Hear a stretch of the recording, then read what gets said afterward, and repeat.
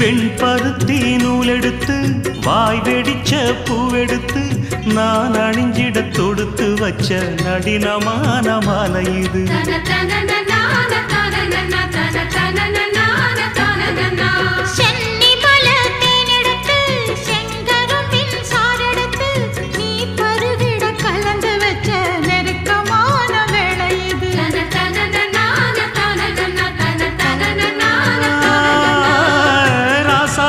உடம்பிருக்கும் ரவிக்க துணி நானாக அன்னாடம் சூடி கொள்ள ஆசை வச்சாகாதா.